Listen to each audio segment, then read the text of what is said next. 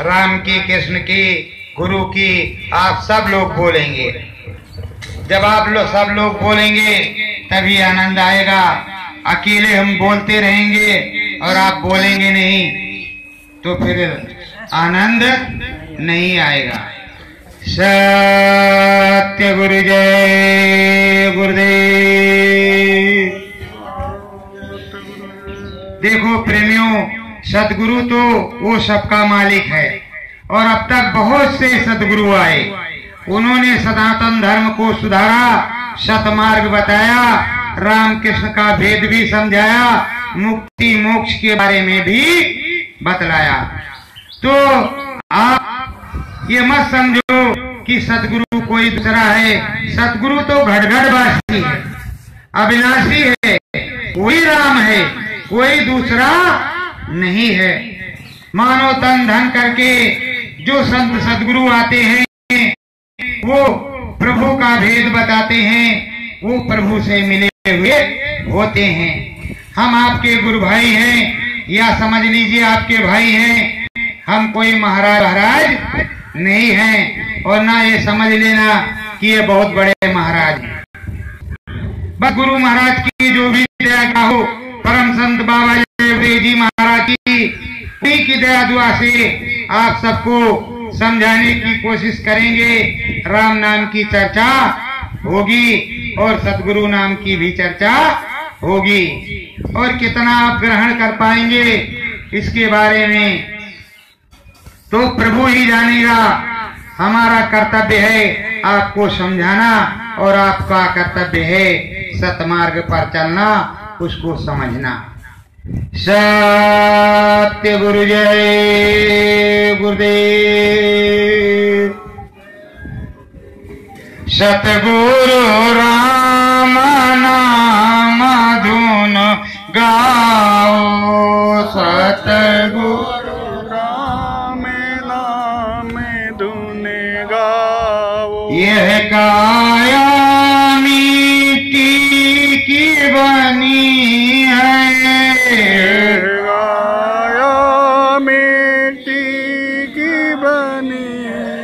जन्म सार्थक बनाओ, जन्म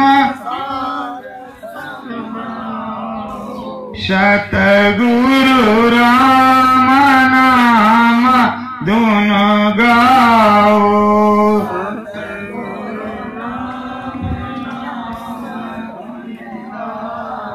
राम पिया का देश निरालो, राम पिया का देश निरालो।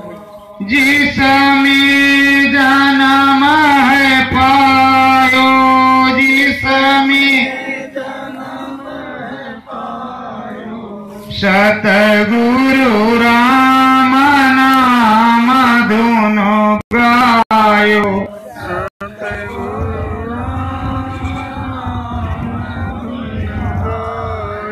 राम नाम धन सतगुरु देव,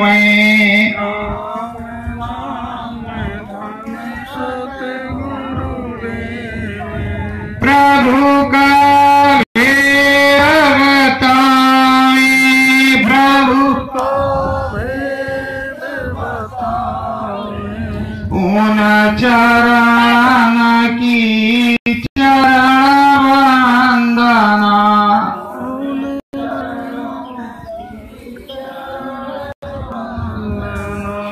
राम नाम धुनि गाए,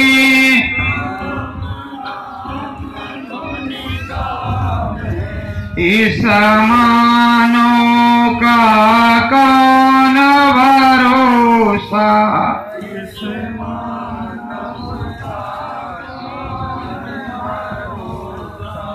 वृथा ही जन्म गवाए,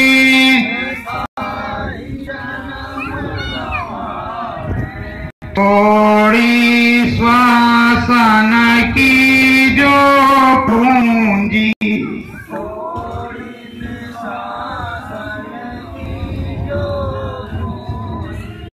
उसमें नाम कमावे,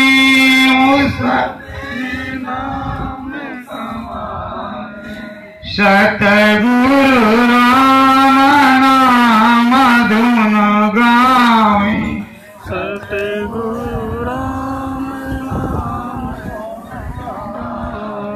सत्य गुरु जय गुरुदेव। ऐ प्रेमियों, ग्रामवासियों, जब हमारा आपका पिंड माँ के गर्भ में तैयार हुआ और उसमें सुरत जीवात्मा बैठाई गई, जब प्रभु राम की दया कृपा हुई तो माँ के गर्भवास में हमारी तुम्हारी सुरत जीवात्मा बैठ गई।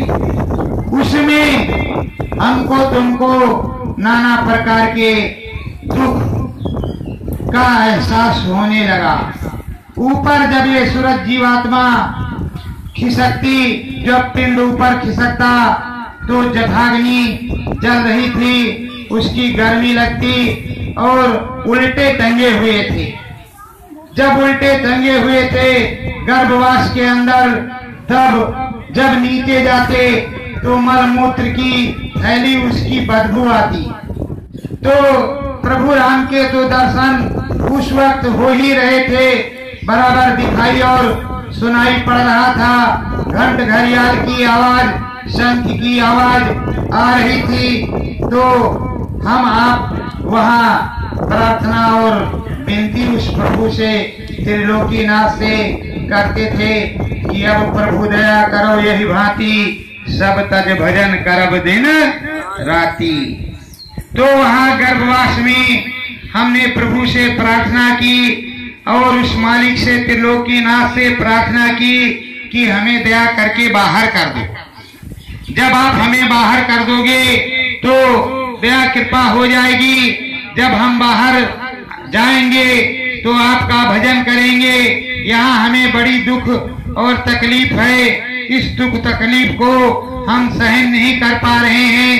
तो हे प्रभु, आप हम पर दया कृपा करें और दया कृपा करेंगे तभी हमारा काम बनेगा। अगर आप दया कृपा नहीं करेंगे तो मेरा काम नहीं बनेगा। धीरे धीरे समय आता है, गर्भवास से ये पिंड बाहर आता है और बाहर आने के बाद यहाँ नहलाया धुलाया जाता है, साफ सफाई की जाती है।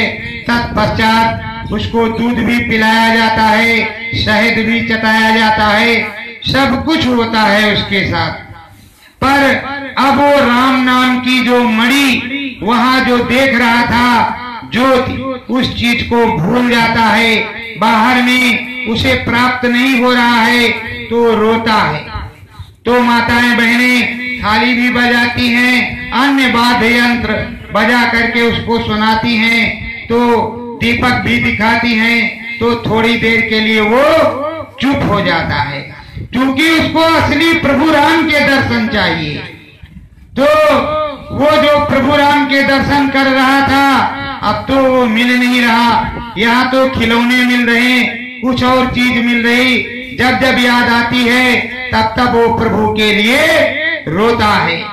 धीरे धीरे माता पिता के संस्कार पढ़ते चले जाते हैं, वो धीरे धीरे बढ़ता चला जाता है और वो प्रभु राम की नाम की मणि भूलता चला जाता है।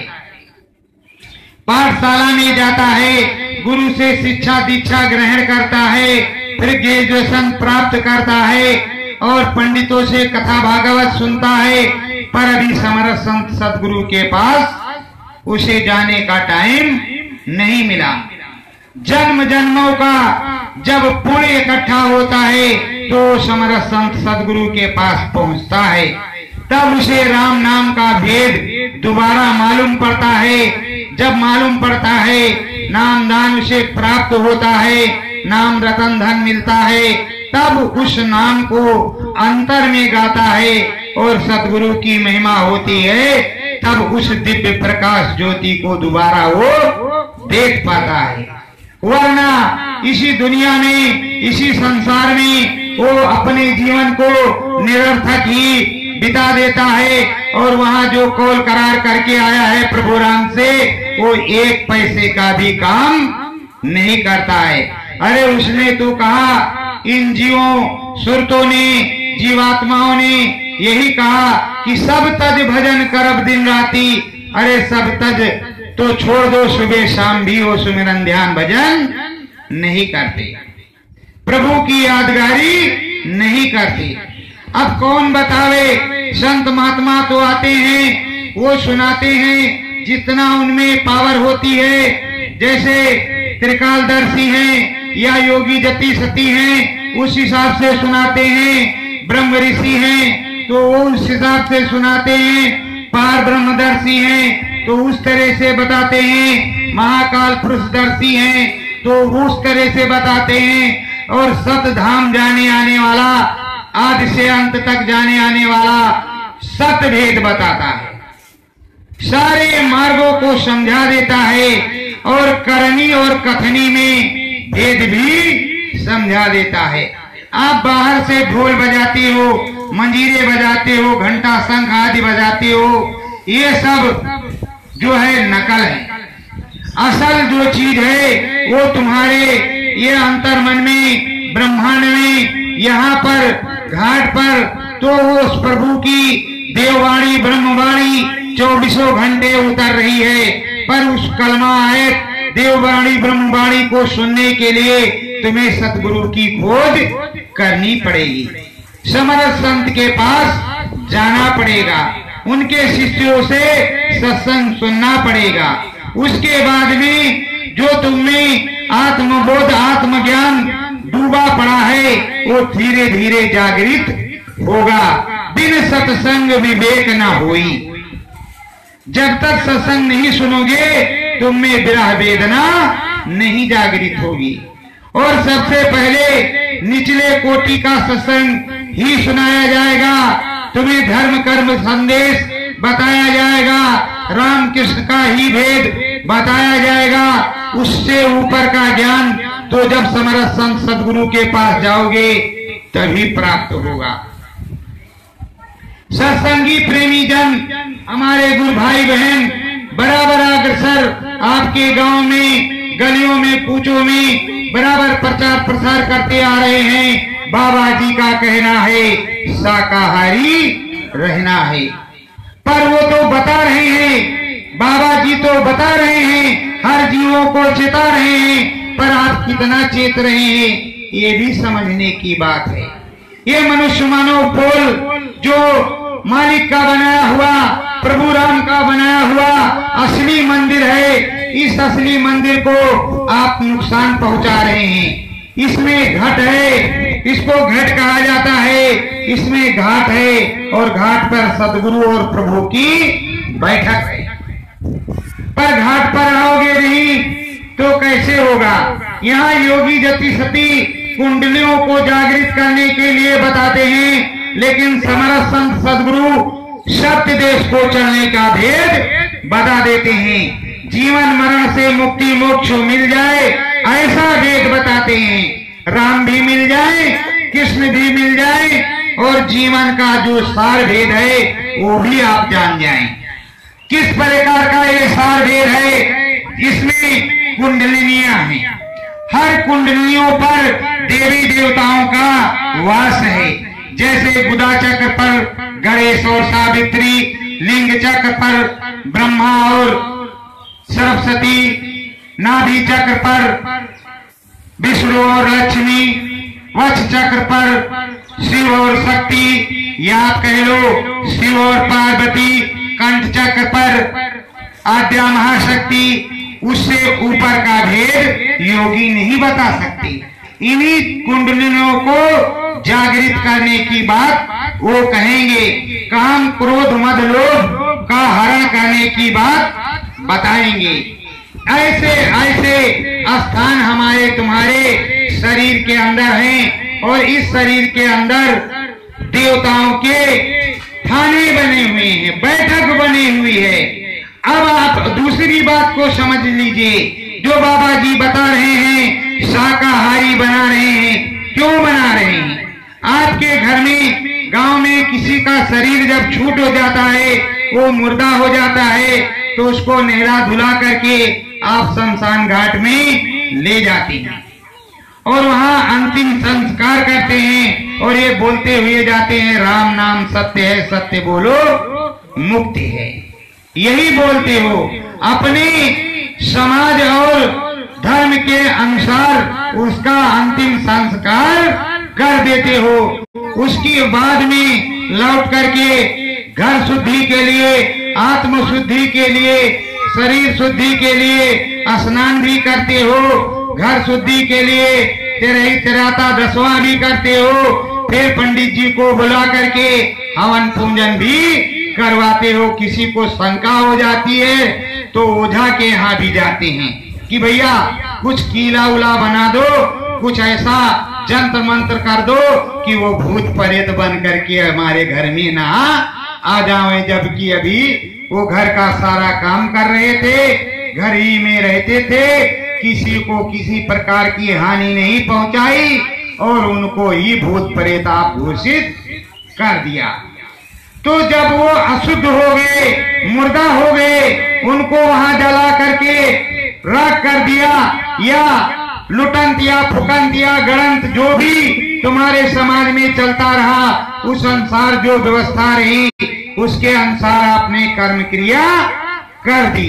अब ये बताओ कि ये जो तुम्हारा सुंदर मनुष्य मानव पोल है, इसमें प्रभु बैठे हुए हैं, सदगुरु बैठे हुए हैं, इस पर सबकी बैठक है, सभी देवी देवताओं की कृपा है। फिर आप बाजार में गए और उधर बकरा कट रहा है, मुर्गा कट रहा है, मछली कट रही है, अंडा जो है, अंडज जो है, अंडे की खानी में है, वो 84 भोग योनियों में है और वहां उनको मुर्दा बनाया गया।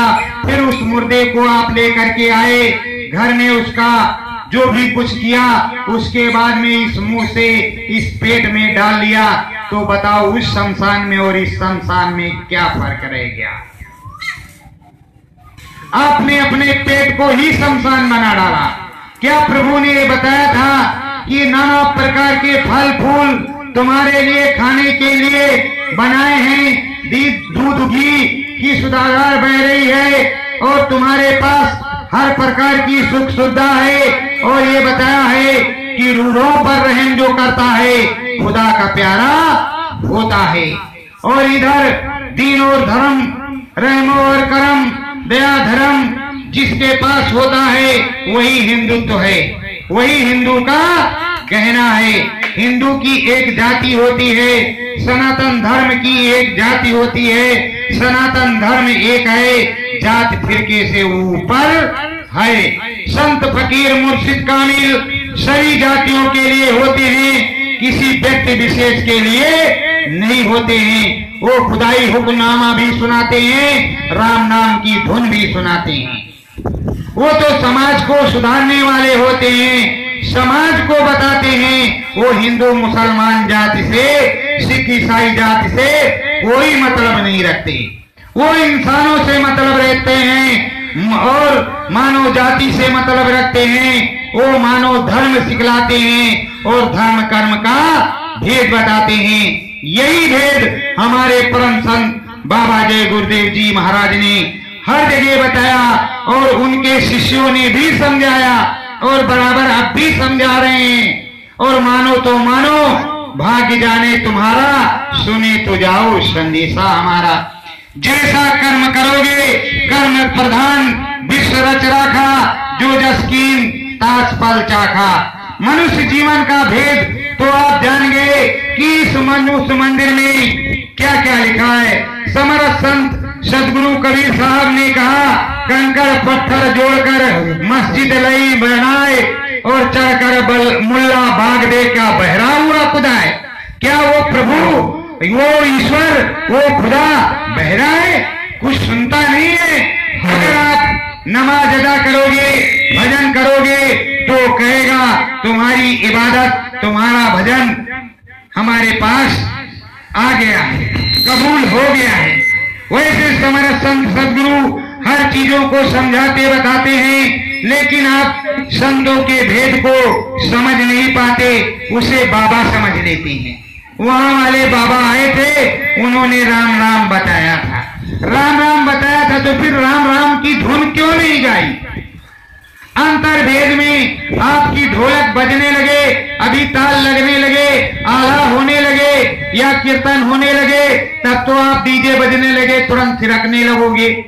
बाहर से जो मन की खुराक मिल रही है उसको आप लेने लगोगे। जो अंदर की मन की खुराक है, जो ये ढूंढ रहा है, आप थोड़ी देर कीर्तन सुनोगे, उसके बाद जाओगे, फिर तुम्हारा मन लग जाएगा, अरे अभी भैंस का दूध नहीं निकाला यार, जल्दी चलो, वहां भी मन नहीं लगा। और सत्संग में जब पहुंचे तो वहां भी तुम्हारा मन घर ही में भी लगा है, इन संसारिक कार्यों में। और शुरू से अंत तक आप सांसारिक कार्य को करते ही चले आ रहे हैं और चले जाएंगे, जीवन निरर्थक चला जाएगा। अब आप सोचो कि अंतिम समय में वहां भवसागर पार करने के लिए जो दाम लगता है वो कहां गया तुम्हारा? और जो प्रभु से तुमने कौल करार किया, अपने सदगुरु से कौल करार किया, वो नाम भजन तुम्हारा कहां गया?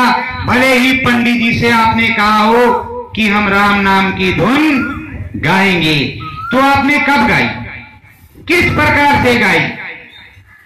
ये दिखावे की चीज नहीं है। अगर दिखावे की है तो मुझे जरा दिखा करके बताओ कि ये देखो प्रभु राम बैठे हैं और वो बोले भी, और प्रभु राम ने जो चीज बनाई है वो ये है, मनुष्य मानव फूल, ये बोल रहा है।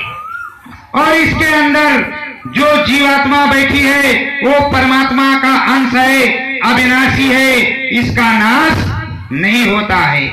4 खान 84 लक्ष योनियां यहाँ पर बनी हुई हैं और सारे धर्म कर्म के भेद सुनाए जा रहे हैं। रामायण के हिसाब से, गीता के हिसाब से, पुराण के हिसाब से, पुराण के हिसाब से, बाइबिल के हिसाब से, और इस तरह भी संत महात्माओं के हिसाब से भी इस कलयुग में खोल करके बताया जाता है। कर्म प्रधान विश्व रच राखा, जो जस कीन तास फल चाखा। फल तो आपको मिलेगा ही, पर आप अगर निष्फल रहने की कामना करें तो ज्यादा अच्छी बात है। अगर फल करेंगे तो स्वर्ग वैकुंठ और ऊपर के देश आपको प्राप्त हो सकते हैं, और अधर्म करेंगे तो 84 का तो घाट खुला हुआ है ही। धर्मराज के दरबार में फैसला होगा, वहां बचाने वाला मुर्शिद कामिल संत सदगुरु ही तुम्हारा होगा, कोई दूसरा नहीं होगा, या तो तुम्हारा नाम भजन होगा। आप समझते हैं कि अरे यार वो तो बड़े दुख पीड़ा में थे, बहुत दिन भुगते, उसके बाद में शरीर छूटा और ये बेचारे तो आराम से चले गए। तो जो आराम से गया तो इसका मतलब कुछ ना कुछ उसके पास था, कुछ ना कुछ संत सतगुरु के गुण उसके पास थे, इसलिए उसने राम नाम का भजन किया तो आराम से गया। और जो भुगत करके गया तो इसने जरूर अखाद्य वस्त्र का सेवन किया होगा। अब प्रेमियों यहाँ पर बैठे हो, आप बताओ, अगर शराब की बोतल आप चढ़ा लो और उसके बाद में झूमते हुए चलो तो कितना बड़ा आपका सम्मान होता होगा। और घर में आओ, घर में तोड़ फोड़ करो, माँ बहन को किसी को पहचानो ना, ऐसे बुद्धि के नाशक नशे को अगर कर लो तो क्या सम्मान आपका होगा? दुनिया वाले भी थूकेंगे, घर वाले तो वैसे परेशान नहीं, तो क्या वो प्रभु खुश हो जाएगा? ऐसे बुद्धि विवेक नाशक नशे को करने की क्या जरूरत है? हमारे परम संत सदगुरु ने और समस्त संत सदगुरुओं ने समझाया कि नशा अगर करना है वायु विकार के लिए तो बीड़ी तंबाकू हुक्का, इसके आगे सब निषेध है। आप समझते होंगे कि बम भोलेनाथ भांग धतूर और ये सब खांजा वगैरह पीते खाते होंगे, आपने कभी देखा है क्या उनको खाते पीते? जो ब्रह्मलीन रहते हैं, 24 घंटा योग साधना में बैठे हुए हैं। इसी तरह प्रभु राम जब उस अनाम देश के प्रभु के अनामिक पुरुष करतार के नाम योग साधना में लगे हुए हैं, तो कैसे शंकर भगवान आप सबके सामने वो गांजा भांग खाते हैं आ जाते हैं। ये नहीं आप कहते कि बम बम भोले और जल्दी गोले और मेरा मनवा इधर उधर डोले। अरे कहीं पर लिखा है, अगर ये लिखा हुआ है कि समुद्र मंथन की समय जब उस हलाहल वृक्ष को कोई ग्रहण नहीं कर सका तो उसको उन्होंने ग्रहण किया, तो कोई बात नहीं। अभी इसी कलयुग में समर्थ संत रैदास जी की शिष्या मीरा भाई ने भी तो जहर को पिया इसी कलयुग में, और वो भी नहीं मरी, और अपने नाम रतन धन को अपने सदगुरु से जो प्राप्त किया था पूरे विश्व में मिसाल बना करके खड़ा कर दिया, और उन्होंने अपने गुरु का नाम रोशन किया।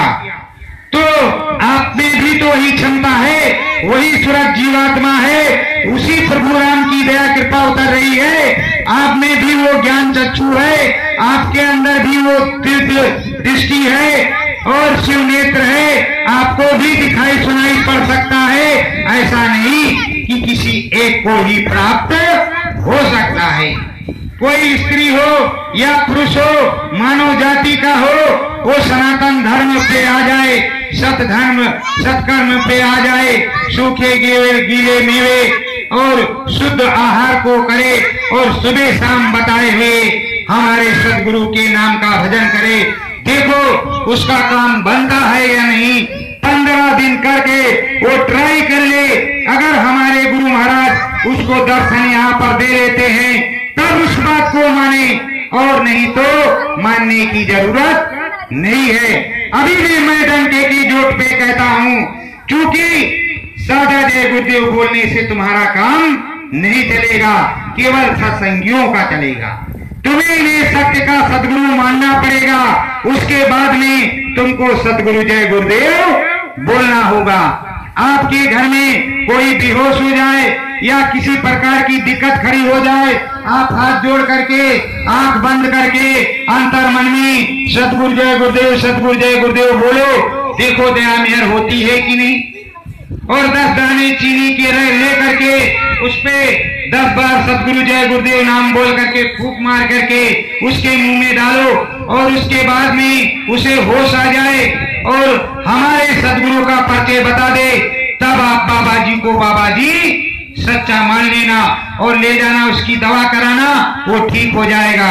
अगर शरीर पूरा है तो पूरा भेद बताएगा कि हमने इस तरह के संत सदगुरु को देखा है, बाबा जी इस तरह के थे, हमें लेने आए हैं, अब हम अपने धाम को जा रहे हैं, तो आराम से वो चला भी जाएगा, उसे मनुष्य जीवन फिर मिलेगा, फिर हमारे संत सदगुरु उसको नामदान देंगे। हमारे महापुरुष ने यही बताया कि संतों का सिलसिला अब आने का बंद नहीं होगा, लेकिन समरस संत जैसे कोयल होती है, आती है, शरद ऋतु में चली जाती है और बसंत ऋतु में फिर आती है, और वो आवाज लगाती है तो कौवे के घोंसले से निकल करके उसके बच्चे उसके पास उड़ जाते हैं और कौवा कांव कांव करता रह जाता है।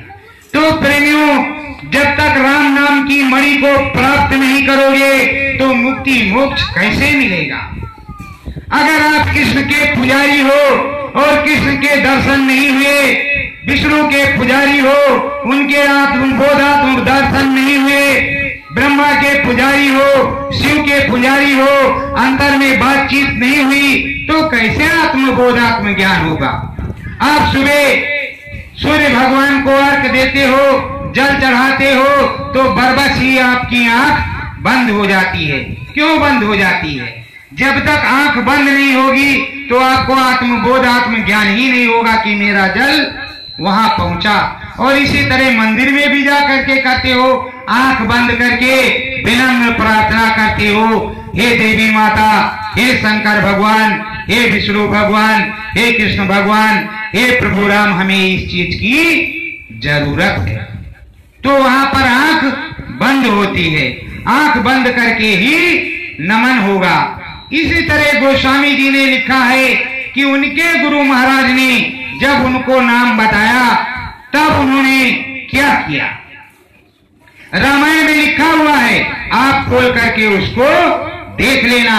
ये नहीं कि कोई असत्य बात यहाँ बताई जाएगी, आपको भरमाया जाएगा। पर मानव धर्म सुधारने की जो भी बातें हैं वो तो सुनाई समझाई जाएंगी, और मानव जात में किसी प्रकार का झगड़ा लड़ाई ना हो। किसी भी जात फिरके में ऐसा कोई काम हमारे परम संत सदगुरु जी ने नहीं समझाया है। ना ही हमको हड़ताल फोड़ निंदा आलोचना के लिए किसी के बताया है, और ना ही किसी की रैली या मजिस्ट्रेट का घेराव करने के लिए बताया है। उन्होंने यही बताया है कि शाकाहारी सदाचारी का प्रचार करना और लग करके सुबह शाम भजन करना। किसी भी गुरु भाई प्रेमी से हमारे पूछ सकते हो तुम, वो तुम्हें कुछ ना कुछ ज्ञान अवश्य बताएगा, कुछ ना कुछ भेद आपको अवश्य समझाएगा। और प्रभु मिलने का मार्ग तो उसके पास नहीं है, लेकिन इशारा जरूर कर देगा। जब हमारे सदगुरु की दया हो जाएगी, उस नाम को आप भजने लगोगे, तो गुरु महाराज स्वयं ही उस कार्य को कर देंगे। हमारा और हमारे गुरु भाइयों का कोई जिम्मा नहीं है, वो तो हमारे समर्थ संत सदगुरु का जिम्मा है। हमें तो केवल फर्ज अदा करना है, अपना कर्म करना है, अपना कर्तव्य का पालन करना है, और सारा काम तो हमारे संत सदगुरु को करना है। तो प्रेमियों, आप लोगों को सोचना चाहिए कि राम नाम की मणि जब हमारे अंदर यहाँ पर है तो कैसे प्रकट होगी, कैसे राम नाम का धुन हम गाएं और कैसे राम को मनाएं कि हमारी बातचीत हो जाए और उनके दरबार में हम भी जाने आने लगे, हमें भी दर्शन प्रसन्न होने लगे, हमें भी दिखाई सुनाई पड़ने लगे। तो गोस्वामी जी ने किस तरह से लिखा है वो आपको बताते हैं। ये कहा उसमें कि मेरे मालिक, मेरे सदगुरु की, मेरे गुरु की जब मौज हो गई, उन्होंने नाम की बख्शीश दे दी, तब हम बैठे एकांतवास में। जैसे आप बैठे हैं, ये आपका मकान है, ये यहाँ से वहां तक फैला हुआ है, घर में कई जगह शांत वातावरण है, यहाँ कोई कोलाहल नहीं है।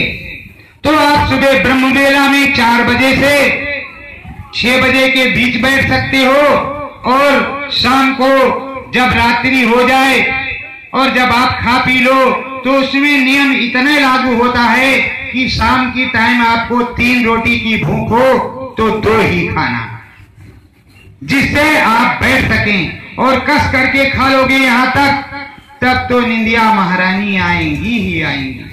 फिर प्रभु राम का नाम का भजन नहीं होगा, यही कहोगे लोटनी भजन करो मेरे भाई, अन्न पचय काया सुख पाई।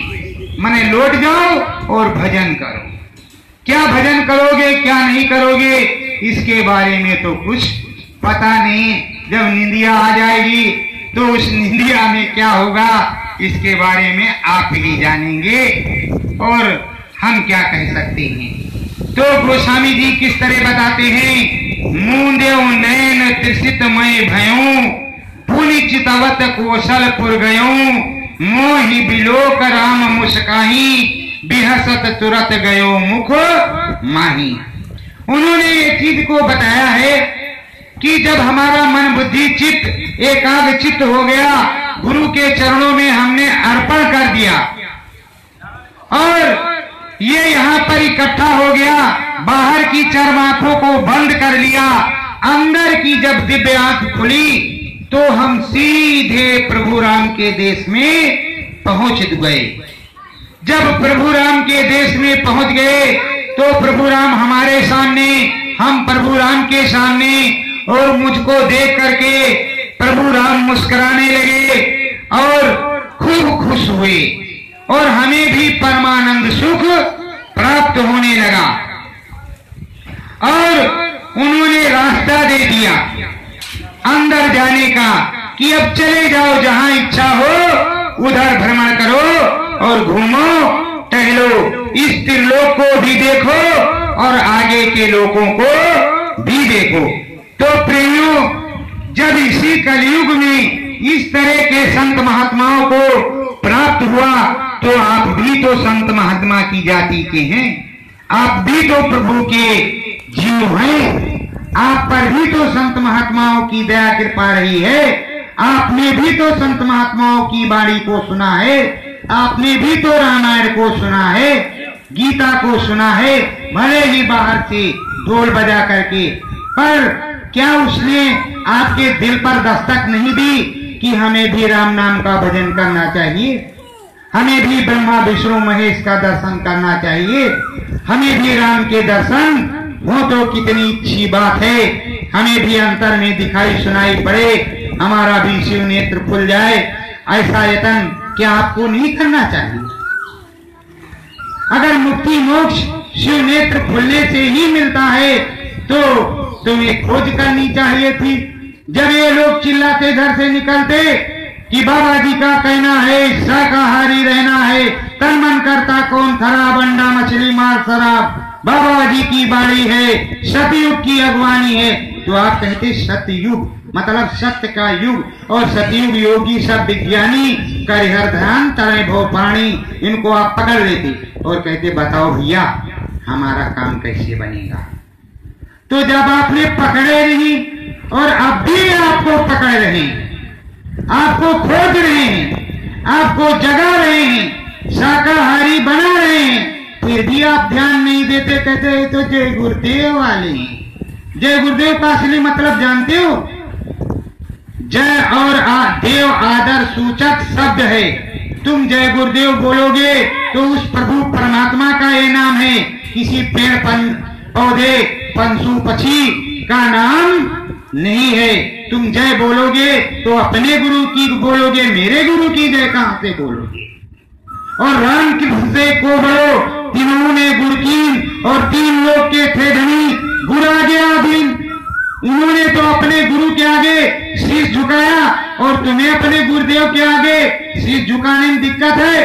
तुम सतगुरु जय गुरुदेव बोलो, जय गुरुदेव भगवान की बोलो, हम लोगों को क्या दिक्कत है? अपने गुरु की बोलो, हम अपने गुरु की बोलेंगे, उसमें क्या दिक्कत है?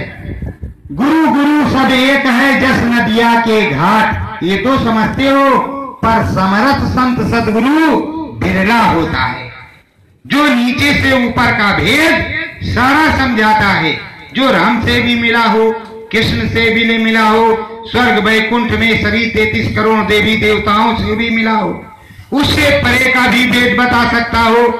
अब तुम्हें सत्संग, अगर हमारे कुल सत्संगी भाई होते, गुरु भाई ही होते, गुरु बहन ही होती, तो सत्संग अगर सुनाया जाता तो यहाँ से सत्यलोक धाम का सत्संग वो समझ लेते, पर अभी तुम्हें राम नाम का ही सत्संग सुनने में कठिनाई होगी, उसे समझने में ही कठिनाई होगी। यही आप लोग समझ रहे होंगे कि आखिर आंख बंद करके प्रभु राम के दर्शन कैसे होंगे और कृष्ण भगवान से बात किस तरह से होगी। तो मीरा बाई बात कर सकती हैं, शहदो बाई बात कर सकती हैं, तो आप क्यों कहें नहीं कर सकती? और अगर संतों के समस्त जीव कर सकते हैं तो आप भी तो उसी प्रभु परमात्मा के जीवात्माएं हैं, प्रभु का अंश आपके अंदर विराजमान है, शिव नेत्र ज्ञान चक्षु आपके पास है, आप क्यों नहीं कर सकते? चलिए बाबा जी वाले जो बताते हैं उस बात को मत मानिए, राम नाम को मान लीजिए, राम नाम की धुन गाइए और असली सदगुरु उसी राम नाम को मान लीजिए कि राम नाम ही सदगुरु है और राम नाम ही सच्चा है। पर तब भी शाकाहारी रहना पड़ेगा और आंख बंद करके सतगुरु नाम का भजन करना ही होगा। बिना सतगुरु के, बिना गुरु के, लिखा है रामायण में, गुरु भयो गुरु बिन भाव निध तरे न कोई, चाहे बिरंच शंकर सम होई। अगर आप शंकर भगवान के बराबर हैं तब भी बिना गुरु के आप पार नहीं जा सकते।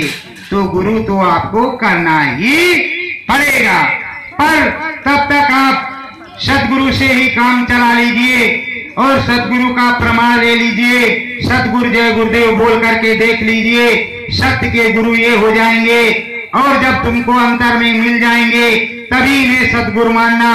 हम लोग तो यही विनती प्रार्थना करते रहते हैं, विनय करो मैं दो कर जोरे सतगुरु द्वार तुम्हारे। और जो आदेश निर्देश है हमारे सदगुरु का, उस राम नाम ध्वनि का जगाने का, वो तो काम अंतिम श्वास तक करते ही रहेंगे।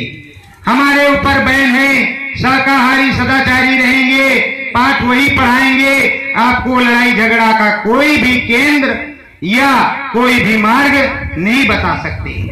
हाँ, राम नाम का भजन अवश्य बता सकते हैं, गुरु नाम का भजन अवश्य बता सकते हैं। और उसको आप करोगे जब प्रमाण मिले तब उसको करो। प्रमाण ना मिले तो गुरु की खोज करो, प्रभु की खोज करो। और प्रमाण मिल जाए तो खोजने की जरूरत नहीं। बहुत से सत्संगी हैं, उनको पकड़ने की जरूरत है। और जहाँ पर सत्संग हो उस प्रभु का सच्चा, उसको सुनने की जरूरत है कि ये हमारी सूरत जीवात्मा जो आई है, ये पंच भौतिक शरीर में बैठी है, कल शरीर छूटेगा तो ये 84 में जाएगी कि स्वर्ग लोक में जाएगी। किसी की चिट्ठी पत्री आज तक तो आई नहीं, ना आगे आएगी। जब चिट्ठी पत्री नहीं आती, जीते जी प्रभु परमात्मा प्राप्त होता है, तो वो जीते जी कैसे प्राप्त होगा, इसकी आपको खोज करनी चाहिए। कोई जरूरी नहीं है कि मेरे गुरु भाइयों को पकड़िए, आप दूसरे को पकड़ लीजिए जिसको राम नाम का ज्ञान हो। पंडित जी, ब्राह्मण जी, गीता भागवत सुनाने वाले को कि जरा हमको राम नाम से अंदर से मिलना है, बाहर से नहीं। बाहर से तो हम कल्पना कर सकते हैं, पर अंदर में भी मिलना है कि वो अंदर में मिलते कैसे हैं। और आपने टीवी सीरियल पे, रामायण में हर जगह देखा कि ध्यान योग लगाए साधना कर रहे हैं। द्वापर, त्रेता और सतयुग में किस तरह ध्यान योग साधना पर ऐसे ब्रह्मलीन होकर के बैठे हुए हैं, मुंह से कोई आवाज नहीं निकल रही और ऊपर को लप लप करके उड़ रहा है। तो वो क्या उड़ रहा है? वो स्वर में है। आप सबके स्वर में प्रभु बसा है, मन मंदिर में बसा है।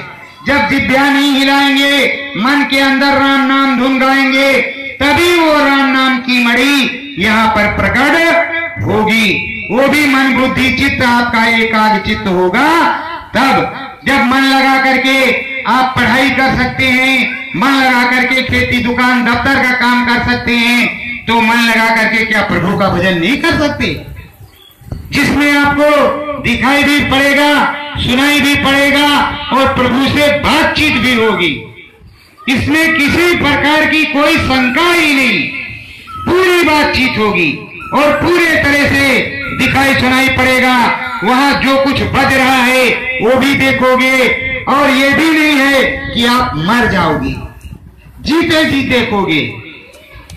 ये सूरत जीवात्मा ऊपर जाएगी और वहां से सबके दर्शन करके फिर यहीं पर लौट करके आएगी।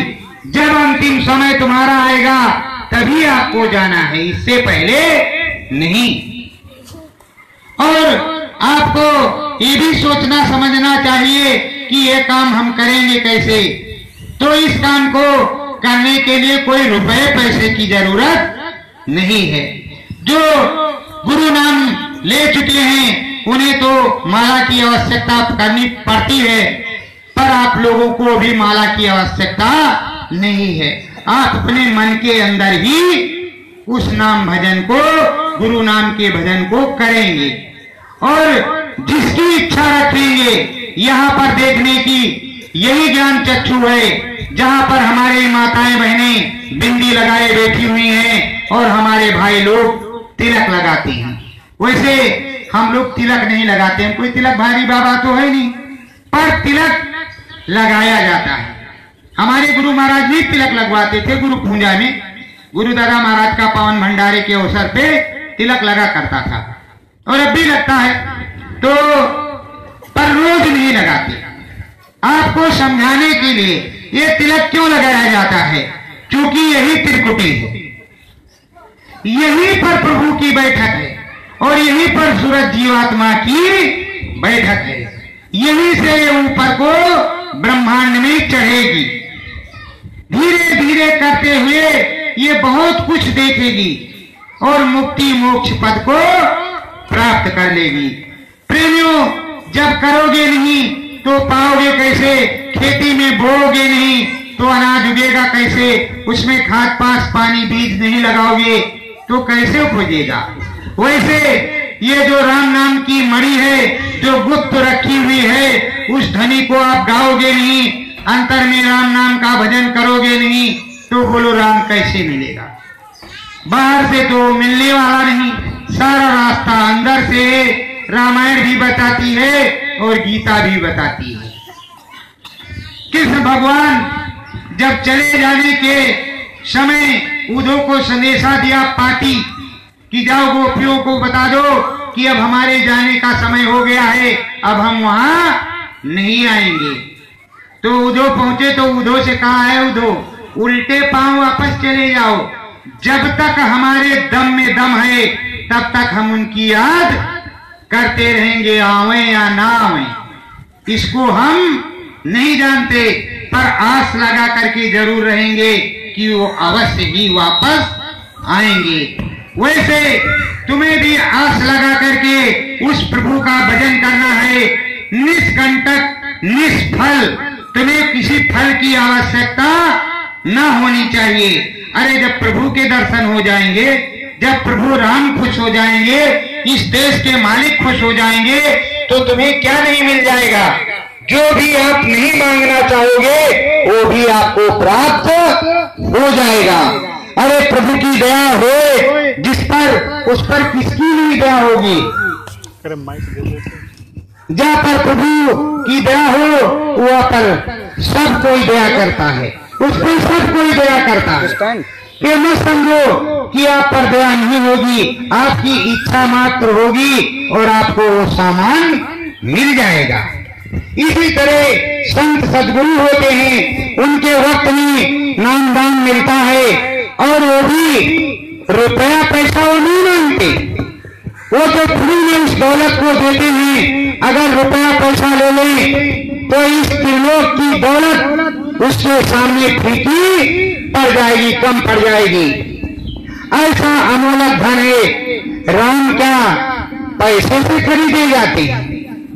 राम तो प्रेम के भूखे हैं, कृष्ण भगवान प्रेम के भूखे हैं और प्रेम का भूखा भगवान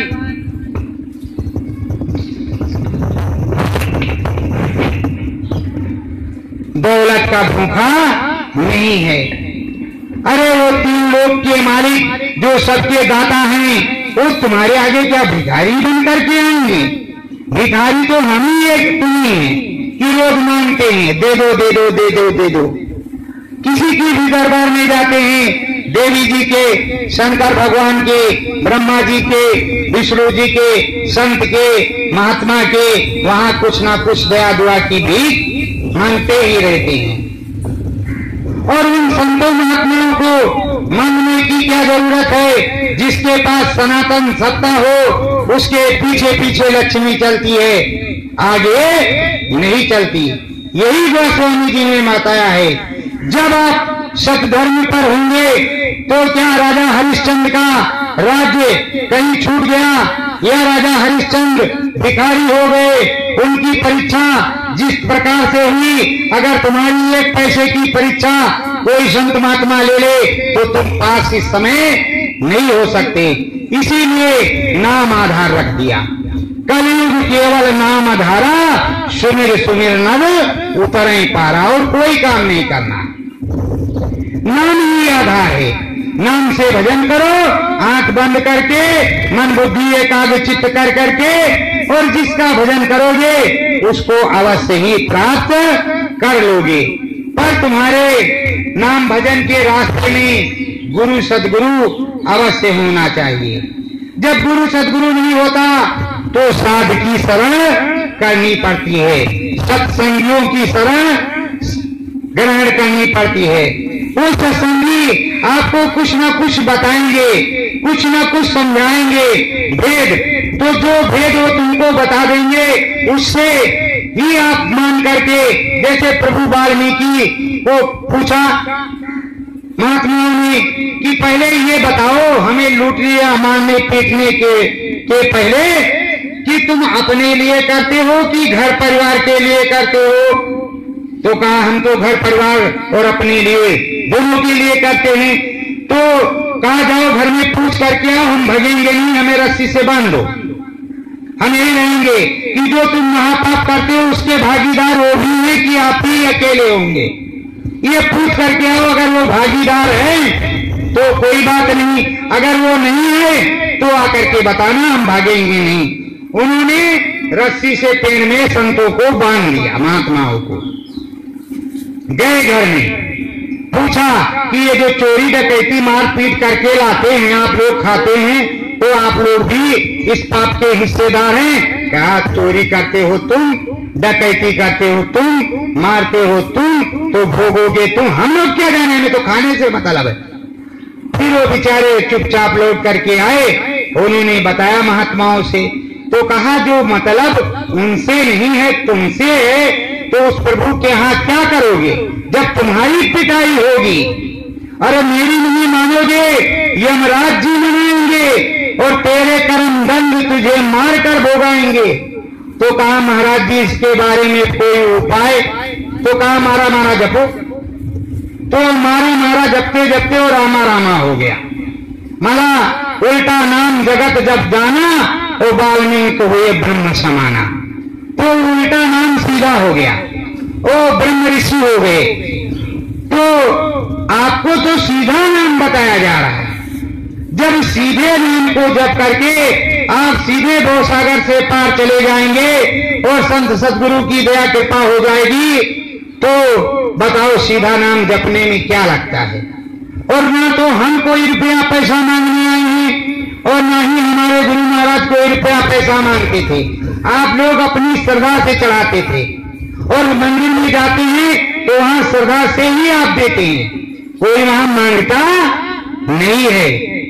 तो ये भी मत समझ लेना कि दाढ़ी मूछ रखा है बैठे हैं अभी 51 रुपया हमसे मांगेंगे। मैं एक पैसे भी नहीं आपसे मांगूंगा, बस आपसे एक विनती प्रार्थना अवश्य करूंगा कि आप लोग शाकाहारी सदाचारी हो जाओ और प्रभु नाम का भजन करो।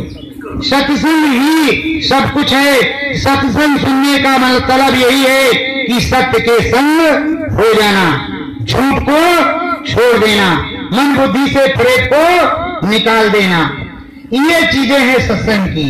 और सत्संग में आपको विवेक होगा, विरह पैदा होगा। और ये जो नवरात्रे आप रहते हो संत मत के अनुसार जानते हो क्या है? नवरात्रों में